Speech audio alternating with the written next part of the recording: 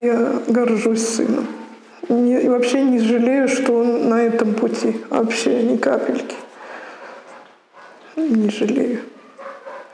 Он знал, что такое будет, и говорил, що не уїду нікуди, буду здесь.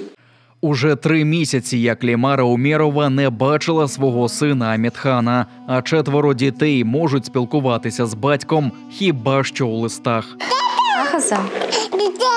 Родину розділили російські окупанти у досвіта 24 серпня. Десяток озброєних силовиків, приховуючи обличчя під масками, вдерлися до оселі Умєрових у Бахчисараї. Притиснувши Амітхана до стіни, окупанти почали обшук. Пояснили це буцімто участю кримця у терористичній організації. Раніше тут стояла дитяча кроватка. Вони все перевернули. Более того, я уже не говорю о том, что они нам умудрились в той комнате подкинуть книгу. Амітхан розумів, що російські силовики можуть прийти за ним будь-якого дня. Ділиться мати Лімара Ханам. Каже, за її сином давно стежили, але Амітхан до останнього намагався приховати це від рідних. Время от времени он замечал за собой слежку. Потому что даже когда нам он не рассказывал, это мы видели по его поведению. Он всегда смотрел в зеркало автомобиля. И мы думали, что он или объезжал по другой стороне улицы. Приводом для облави і затримання окупанти назвали звинувачення в участі у нібито терористичній організації. Насправді Амітхан Умєров лише намагався допомогти співвітчизникам Кремли у скруті. Підтримував бранців на судилищах, виходив із протестом і допомагав родинам, які через російські репресії опинилися без годувальників.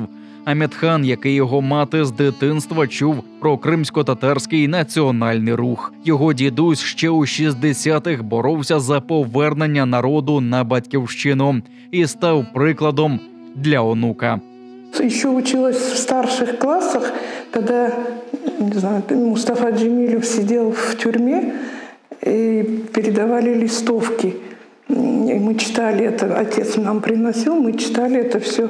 И вот всегда гордилась, думаю, надо же, родители воспитали такого сына. И я вот тоже хотела, думаю, если бы у меня будет сын, я тоже бы хотела, чтобы мой сын был похож тоже за народ.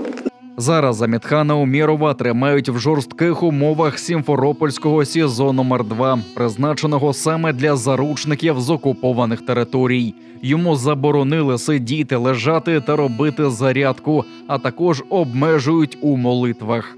Розраду бранець знаходить хіба у листуванні з дружиною та маленькими дітьми.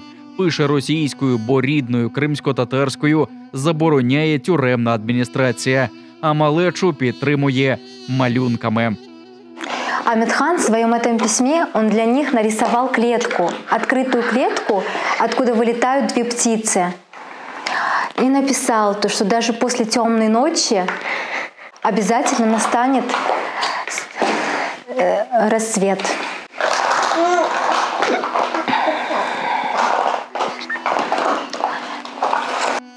За даними захисників, Амітхана Умєрова та ще 5 кримців, затриманих у День Незалежності, росіяни прослуховували упродовж кількох років. А звинувачення будують на свідченнях так званих прихованих свідків, які лише підтакують окупантам про нібито таємні зустрічі. Крім Амітхана Умєрова, 24 серпня у Бахчисараї та околицях схопили Руслана Асанова, Сейдамета Мустафаєва, Ремзі Німітулаєва, Абдулмеджита Сейтумєрова та Ельдара Якубова. Буду молиться, просить Аллаха, чтобы тебе тоже так пришли. Вам того же, потому что... Рано или поздно пройдет, потому что несправедливость никак.